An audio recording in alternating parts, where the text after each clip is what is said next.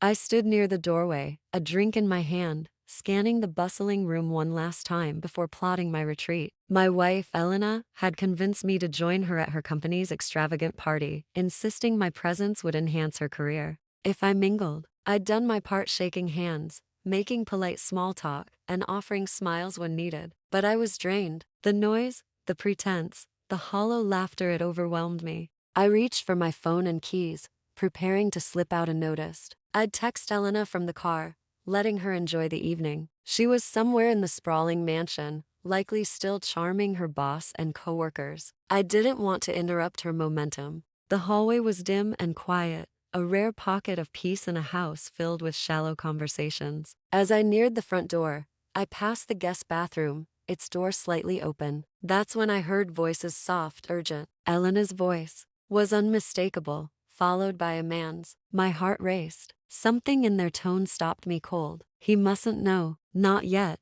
Elena whispered. The man replied, "You've been saying that for weeks. He's not blind. He'll catch on soon." A pause, then a heavy sigh from her. "I know, but tonight isn't the moment. Let me handle it, all right?" I froze, my face growing cold. My grip on my phone tightened. Part of me wanted to storm in, demand answers, but another part wasn't ready for whatever truth hid behind that door. My chest tightened as their words sank in. Something secret, something dangerous. My wife was hiding something, and I was inches from discovering it. The man stepped out first. It was her boss, Victor. He walked out calmly, adjusting his sleeves as he disappeared down the hall. Moments later, Elena emerged, glancing warily over her shoulder. She didn't see me. I slipped into the shadows by the coat rack, waiting until she drifted back toward the main room before quietly exiting through the front door. My mind was a storm. Every interaction between Elena and Victor over the past months now seemed heavy with meaning. The late-night work sessions, the unexpected business trips, the overly warm glances. Was it a romance? A hidden scheme? Something worse?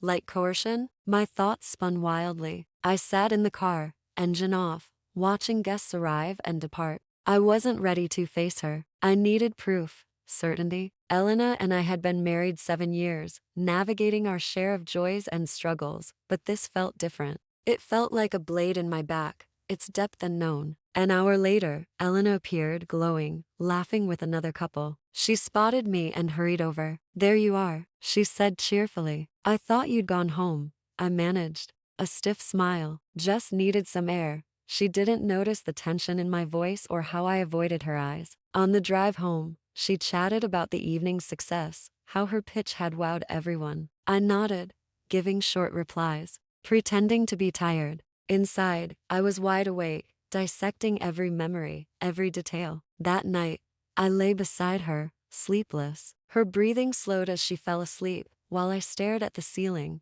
wondering how long this had been going on. I considered hiring a detective or checking her phone, something I'd never thought I'd do. But now, the woman next to me felt like a stranger. Over the next few days, I kept up the act. I kissed her goodbye each morning, asked about her day, cooked dinner, laughed on cue. But I was always watching, always listening. Every ping of her phone, every call she dismissed, every email she quickly hid, I saw it all. I started following her after work, not every day, just enough to track her patterns. Most days, she came straight home, but twice she strayed. Once, she met Victor at a hotel bar downtown, their heads close for nearly an hour. Another time, they spoke in a park, hidden under a tree like covert lovers. I took pictures. I noted dates and times. I wasn't ready to confront her without undeniable evidence. It wasn't just about knowing, I needed her to see it to confess. One night, she came home late,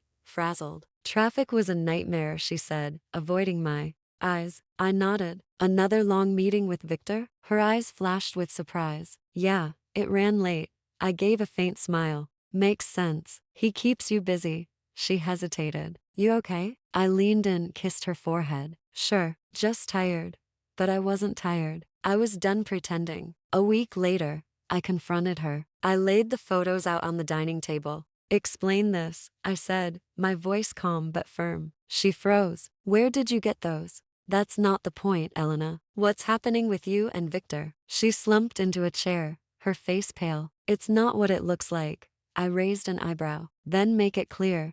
She stared at the photos, then at me. It started months ago. I didn't mean for it to happen. It was just one night at first, but it got complicated. So, it's an affair. Tears welled in her eyes. Yes, but it's over. It's been over for weeks. These photos don't look like it's over. She broke down, sobbing. I was scared to tell you. I thought I'd lose everything. I still love you.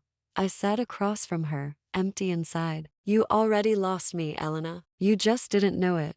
She reached for me, but I pulled away. I need space. A lot of it. I packed a bag and left that night, unsure where I was going, just away. The betrayal had gutted me. I needed time to figure out who I was without her. Weeks passed. Elena called, texted, begged to talk. I ignored most of it. I needed clarity. Eventually, I met with a lawyer. I didn't want revenge, just a clean break. Elena sent one last message. I made a terrible mistake. I miss you every day. I stared at it for a long time, then deleted it. Sometimes the truth is a whisper behind an open door. Sometimes, it's the thing that stops you in your tracks. But once you hear it, you can't unhear it. And once you know, there's no turning back.